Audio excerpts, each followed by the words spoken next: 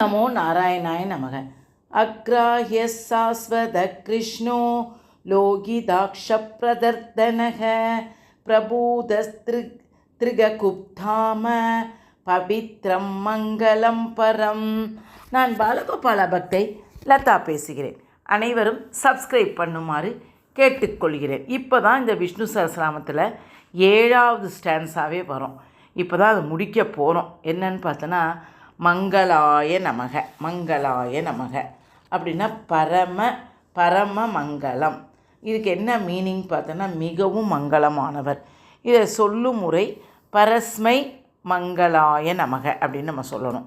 இப்போ தான் 7வது உடைய ஸ்லோகமே நம்ம முடிக்க போகிறோம். பார்த்துக்கங்க, ஒரு இவ்வளோ 7வது ஸ்லோகத்துக்குள்ளே நம்ம 64வது இவர் பிரபுவோடைய பேரை நம்ம பார்த்துட்டோம். இப்போது இந்த ஸ்லோகத்தினுடைய மகிமையும் நம்முடைய எம்பெருமானுடைய பெருமையை பற்றி காண்போமா? பாருங்கள், கடைசி வரை பாருங்கள். அதாவது நம்மளுக்கு தெரியும், நம்ம எல்லா நாள்லையுமே நம்ம எம்பெருமானை வேண்டலாமா? ஏன் சனிக்கிழமையில் ஒரு எம்பெருமான பெருமாளை நம்ம ஏன் சிறப்பாக வேண்டுறோம் அப்படின்றதுக்கு அதுக்கு ஒரு விளக்கம்.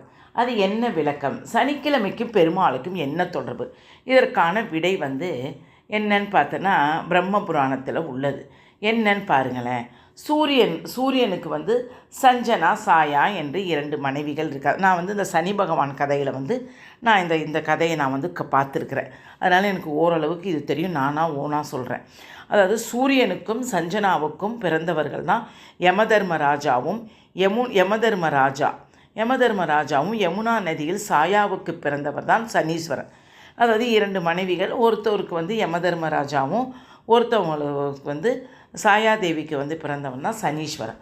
அதனால் என்னென்னா பார்த்தீங்கன்னா, கண்ணபிரான் யமுனையில் உள்ள காளியனை அடக்கி யமுனை நதியை தூய்மையாக்கிய பின் அனைத்து தேவர்களும் யமுனையை போற்றத் தொடங்கினார்கள். காளிங்க நர்த்தனம் ஆடினால நம்முடைய கிருஷ்ணன் குட்டி, அதை வாரித்த அந்த பாட்டு சூப்பராக இருக்கும். அதில் நாராயணியில் வரும்.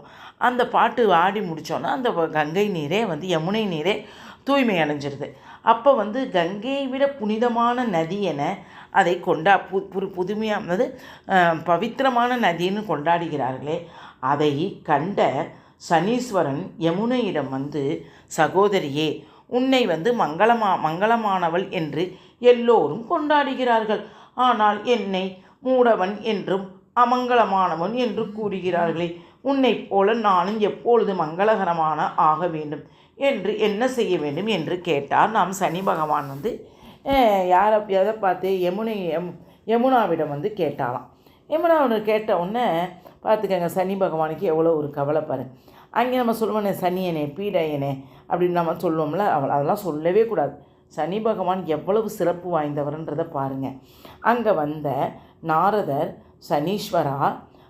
சனீஸ்வரா யமுனை கண்ணனின் திருவுள்ளத்தை மகிழ்வித்தவள்.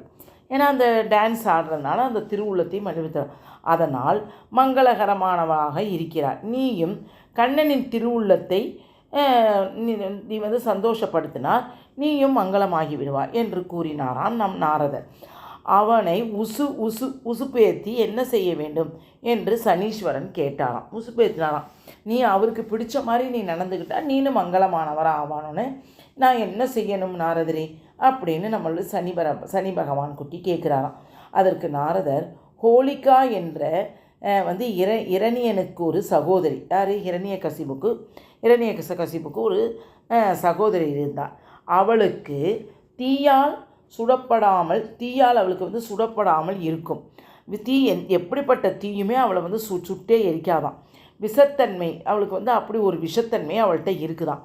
அதனால் பிரகலாதனை பலவிதமான தண்டனைகளுக்கு உள்ளாக்கியும் அவன் அவைகளால் பாதிக்கப்படாமல், இரணியகசிபத்து உங்களுக்கு தெரியும், தீயில தூக்கி போடுவான், கடலில் தூக்கி போடுவான், இதெல்லாம் எந்த பாதிக்கப்படாமல் இருப்பதைக் கண்டு இரண்யன் ஹோலிகாவுடன் பிரகலாதனை ஒப்படைத்தாளாம்.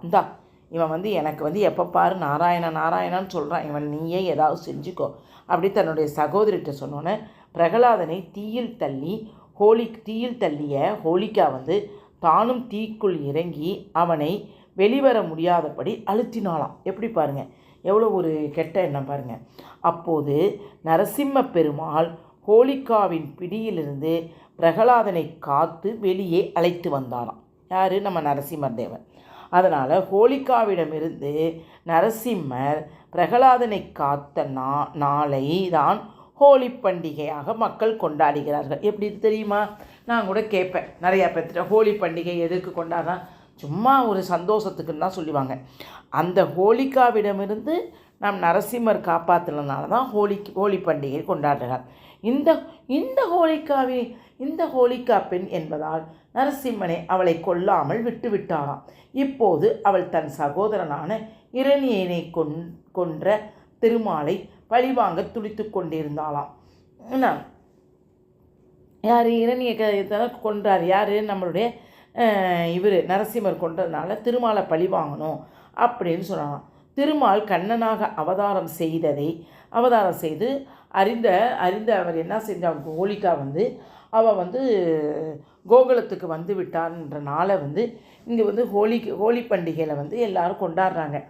அப்போது அதாவது என்னென்னா, பிரகலாதனை காப்பாற்றிய நாள்னால தான் அந்த ஹோலி பண்டிகை அன்று கண்ணனையும் அவன் தோழர்களையும் தீயுக்கு இரையாக்க வேண்டும், பழி தீர்க்க வேண்டும் என்று ஹோலிகா நினைத்தாளாம். உன்னை சனீஸ்வரன்ட்ட நாரதர் சொல்கிறாளாம், நீ அந்த ஹோலிகாவை கண்டறிந்து அவளை எரித்து சாம்பலாகிவிட்டால் கண்ணனை நீ மகிழ்விக்கலாம், அவளுடைய அருளை பெறுந்து நீயும் மங்களகரமானவளாக ஆகலாம் என்று சொன்னாராம் நம் நாரதர். அடுத்த நாள் ஹோலி பண்டிகை. கண்ணனும் அவள் தோழர்களும் பெரிய கொல்லிக்கட்டைகளை ஒன்றின் மேல் ஒன்றாக அடுக்கி வைத்து நரசிம்மன் மற்றும் பிரகலாதனின் திருநாமங்களை பாடி ஹோலிகாவின் கொடும் பாவியை எரித்த ஹோலி பண்டிகையை கொண்டாடி கொண்டிருந்தார்களாம். அந்த கொல்லிக்கட்டைக்குள் ஹோலிகா ஒளிந்திருந்தாலாம். எப்படி பாருங்கள், இப்போயும் போய் ஒளிஞ்சிருக்கிறா. எதுக்கு? கண்ணனை பிடிச்சி அதில் போடுறதுக்கு. உடனே தீ மூட்டப்பட்டதுன்னு கண்ணனையும் அவன் தோழர்களையும் உள்ளே இழுத்து விட வேண்டும் என்று அவள் நினைத்தாளாம். உடனே அதற்குள் என்ன செஞ்சானாம்? அதனால் சனி பகவான் தன் பார்வையை கண்ணனை அப்படி பிடிச்சி இழுக்கும்போது தன்னுடைய பார்வையில் அவள் ஹோலிகாவை தன்னுடைய பார்வையினால் பார்த்தோன்னே அந்த பார்வை பட்டவுடன் ஹோலிகா தன் சக்திகள் அனைத்தையும் இழந்து விட்டாளாமாம். அதனால் கண்ணன் தீயை மூட்டினாள். அந்த தீயில் ஹோலிகா எரிந்து சாம்பலானாலாம். அதுக்குள்ளே ஒளிஞ்சிக்கிட்டு கண்ணனை பிடிச்சி இழுத்து நம்ம எரிக்கலான்னு நினைக்க முன்னாடி, அது முன்னாடி ஹோலி பண்டிகை தானே, கண்ணன் அதுக்குள்ளே ஹோலிகா இருக்கிறான்னு தெரியாமல் கண்ணன் தீயை மூட்டிடுறானாம். ஏன்னா இவளுக்கு இவ கண்ணாலேயே ஹோலிகா அந்த தீயை கண்ணாலேயே எரிக்கக்கூடியவன். சனி பகவானுடைய கண் பார்வையினால் அவருக்கு சக்தி இழந்துருச்சு. யாருக்கு? ஹோலிகாவுக்கு. நாரதர் சனீஸ்வரனை கண்ணனிடம் அழைத்து சென்று நடந்ததை அனைத்தையும் விவரித்தாராம். அப்போது சனீஸ்வரனா தொண்டு மனமுகுந்த கண்ணன், சனீஸ்வரா, நீ இனிமேல் மங்களகரமானவான் திகழ்வாய். உன் கிழமையான சனிக்கிழமையில் விடியற்காலையில் வேளையில் மிகவும் மங்களகரமாக கருதப்படும். அந்த நாள் திதியோ நட்சத்திரமோ எதுவாக இருந்தாலும் சனிக்கிழமையின் விடியற்காலை பொழுது மங்களகரமானதாக கருதப்படும். அதனால்தான் 28வது கலியுகத்தில் தான் திருமாலை மலையப்பனாக தோன்றுவேன் அப்படின்னு சொல்கிறாராம் திருமாலை. ஏன்னா இவர் காப்பாற்றினதுனால சினிமேட்டு சனிக்கிழமையில் உன்னையும் வணங்குவாங்க, சனிக்கிழமையில் உன்னையும் வணங்குவாங்க, என்னையும் வணங்குவாங்க அப்படின்னு. சனிக்கிழமையில் என்னை தரிசிக்கும் அடியார்கள் வேண்டும் மரங்கள் அனைத்தையும் அருள்வார்கள். அதனால் என்னை வேண்டுபவர்கள் அனைத்தையும் நீ சனி என்ற இது யாரையும் நீ தீண்டக்கூடாது, பிடிக்கக்கூடாது என்று சொல்லி வரமளித்தாராம். அதனால் தான் சனி உஷஸ் எனப்படும் சனிக்கிழமையின் விடியற்காலையில் வேளையில் மங்களகரமானதாகவும் அனைத்து சனிக்கிழமைகளும் பெருமாளுக்கு உகந்த நாளாகவும் விளங்கப்படுகிறது. இவ்வாறு அமங்கலமானவனாக கருதப்பட்ட சனீஸ்வரனுக்கே மங்களத்தை தந்தமையால் திருமால் பரமமங்கலம் என்று அழைக்கப்படுகிறார். அதுவே விஷ்ணு சகஸ்ரநாமத்தின் 64வது திருநாமமாக விளங்கப்படுகிறது. பரஸ்மையை மங்களாய நமக என்று தினமும் சொல்லி வரும் அன்பர்கள் அனைத்துக்கும் மங்களங்களையும் திருமால் அருள்வார். அது மட்டுமின்றி சனிக்கிழமை என்று திருமாலை தரிசித்த பலனும் அவர்களுக்கு கிட்டும். அதனால தான் சனிக்கிழமையில் போய் சனி பகவானுக்கு போட்டுட்டு நம்முடைய எம்பெருமானு இவர் இருக்கார்ல ஆஞ்சநேயரை சுற்றிட்டு வந்தால் சனி பயிற்சி எப்படி நடந்தாலும் நம்மளை தீண்டாது என்பது சொல்லப்படுகிறது. பிடித்திருந்தால் லைக் பண்ணவும், ஷேர் பண்ணவும். ஹரே கிருஷ்ணா. வாழ்க வளமுடன். தயவுசெய்து சப்ஸ்கிரைப் பண்ணுமாறு வேண்டிக் கொள்கிறேன். யாருக்காக? நம் கிருஷ்ணனுடைய ஒரு பாதத்தூளிக்காக தான் நான் இதை கேட்கிறேன்.